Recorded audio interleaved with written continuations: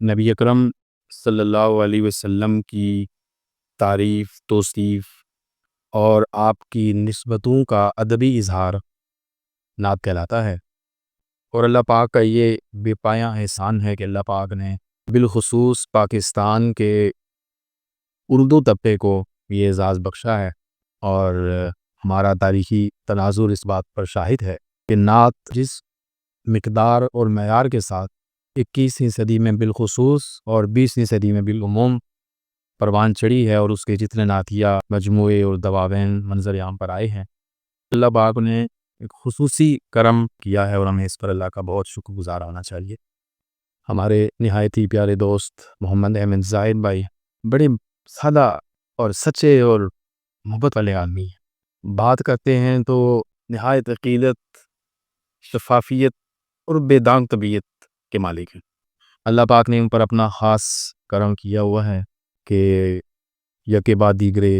ان کے نعتیہ مجموعے آ رہے ہیں، وہ سارے میں دیکھے ہیں، پڑھے ہیں، اور ان کے فن میں، ان کی فکر میں ایک ارتقاء نظر آ رہا ہے۔ ابھی ان کا چوتھا مجموعہ متاع رحمت کے نام سے چھپ چکا ہے،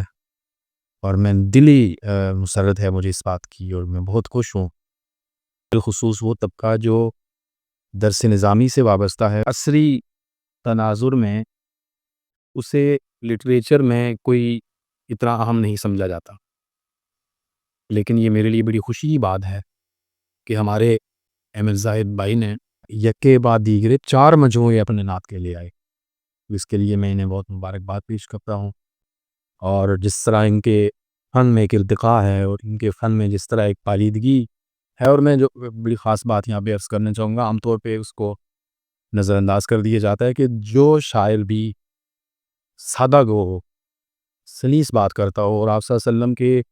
فضائل عمومی کا تذکرہ کرتا ہو، تو عام طور پہ ہمارے ادبی معاشرے میں اس کو اتنی اہمیت نہیں دی جاتی۔ تو اس حوالے سے میں عرض کروں کہ ہماری تہذیب کی جو پیوریفیکیشن ہے، اس کے لیے اس طرح کا شاعر ہونا بہت ضروری ہے۔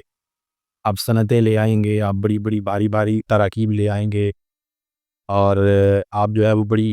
ہمارے یہاں سب کے ہندی میں چونکہ اسلوب ہی یہی ہے کہ اس میں بڑے مبالغہ ہوتا ہے، اور بڑی اس میں پیچیدگی ہوتی ہے، اور جب تک بات کو الجھا کے نہ پیش کیا جائے لگتا ہے کہ شاید بات بنی نہیں۔ ہماری مذہبی تہذیب میں جو لٹریچر کی ایک افادیت رہی ہے، وہ اس کی پیوریفیکیشن میں رہی ہے، اور اس کی وہ سادگی جس میں معنی کو کرسٹلائز کر کے پیش کیا جائے اس میں ہوتی ہے۔ تو ہمیں اس طرح کی سادہ شاعری کو قطعی طور پر بھی نظر انداز نہیں کرنا چاہیے۔ یہ بہت اہم نقطہ ہوتا ہے ہماری شاعری میں، یعنی سادگی میں جب معنی کرسٹل ہو کر ہمارے سامنے آتے ہیں، تو یہ میں ہمارے دوست ہیں ماشاءاللہ، میں ان کو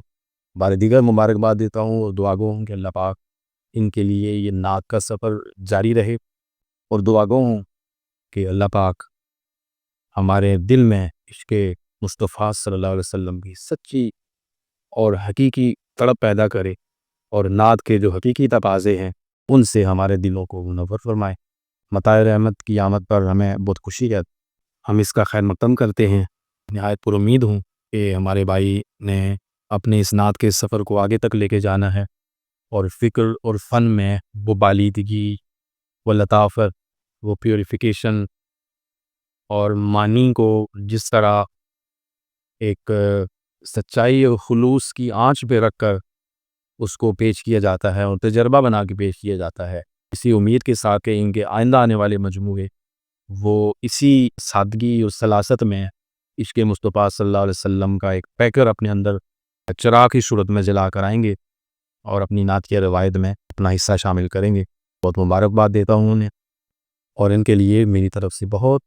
پرخلوص اور محبت افزا دعائیں۔